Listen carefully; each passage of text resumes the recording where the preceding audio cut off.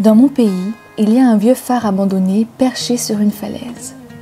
Les jours de tempête, les vagues sont si fortes qu'elles le font tanguer comme un bateau. J'ai rallumé ces feux et très vite il est devenu le refuge de tous les animaux qui fuient la cruauté des hommes. Ici, ils reprennent des forces avant de continuer leur voyage.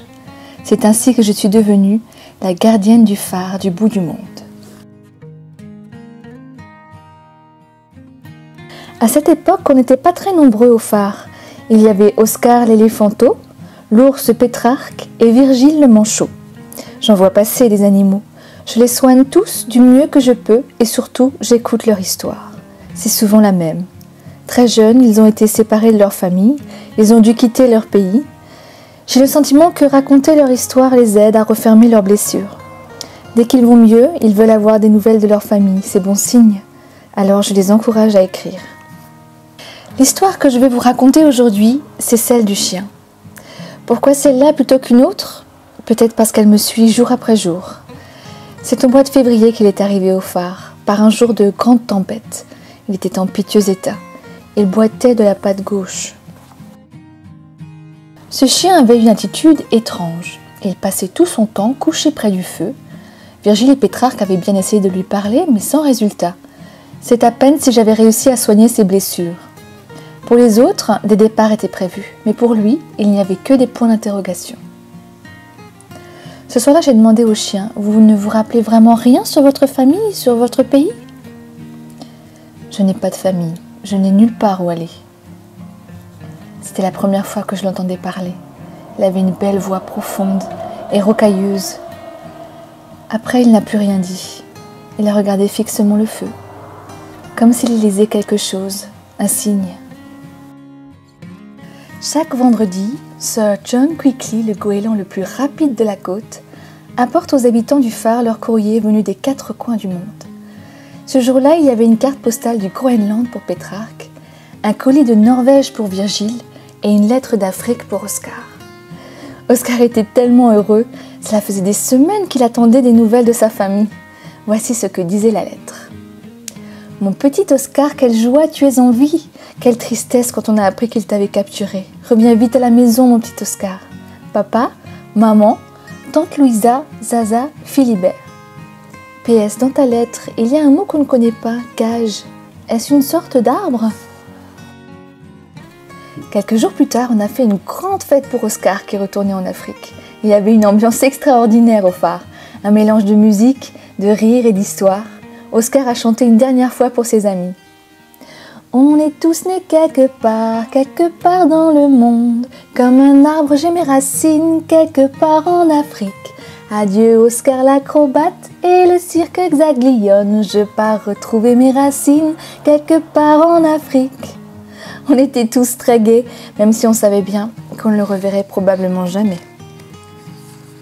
Ce soir-là, on a allumé les feux en haut de la tour pour envoyer des signaux à Stanislas la baleine. Les bateaux étaient rentrés au port. Les hommes dormaient. Oscar pouvait continuer son voyage. Il allait enfin vivre son histoire. La mer était calme. Oscar s'est éloigné doucement sur le dos de Stanislas en nous faisant des signes. La nuit, le chien nous a tous réveillés. Il était monté au sommet de la tour et hurlait à la lune. « Aouh! Où est ma famille? Où est mon pays? Pourquoi je ne me souviens de rien ?» Il nous en a fallu de la patience et de la douceur pour réussir à le faire descendre. On avait tellement peur qu'il ne se jette dans l'océan. Pour que le chien guérisse, il lui fallait des souvenirs. Pour la première fois, j'ai décidé de partager mon secret. J'ai montré à Virgile et à Pétrarque le coffre dans lequel je garde précieusement la mémoire du phare.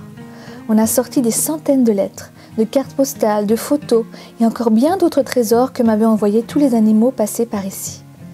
Comme Virgile et Pétrarque trouvaient que le chien ressemblait à un chien esquimau, on a rassemblé pour lui des souvenirs du Grand Nord. Une photo d'iceberg, des plumes d'oies des neiges, une carte envoyée par un ours polaire, un fanon de baleine. On les a déposés dans une boîte auprès d'un livre aux pages blanches. Quand le chien a reçu notre cadeau, comme à son habitude, il n'a rien dit. Mais il paraissait ému, et il est monté s'isoler dans la tour. Quand je suis allée prendre de ses nouvelles, il était en train de coller tous ses trésors, page après page. Il créait son livre de la mémoire. À la veillée, on a écouté le chien. Il était devenu intarissable. Je comprends maintenant pourquoi je ne supportais pas cet appartement. J'ai tout fait, toujours tout seul, c'est la meute qui me manquait. Cette nuit, j'ai rêvé de maman. Elle était debout, les oreilles aux aguets, et elle me regardait. Maintenant, je me souviens. Elle s'appelle Miska. Ça veut dire étoile en esquimau. Maman est rapide comme une étoile filante. Je veux revoir la banquise, je veux courir vers un horizon sans fin. Une semaine plus tard, le chien est parti. Longtemps, j'ai attendu de ses nouvelles. Jusqu'à ce soir d'été, la mer était calme. Le soleil venait de disparaître derrière l'océan et Sir John Quickly a atterri au pied du phare. Il m'a porté une carte. Je suis très heureux d'avoir retrouvé ma famille. Le Grand Nord est si beau, plus beau que tout ce que j'imaginais dans mes rêves.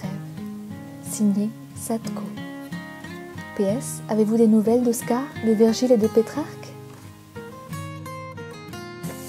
J'étais contente de savoir qu'il s'appelait Sadko.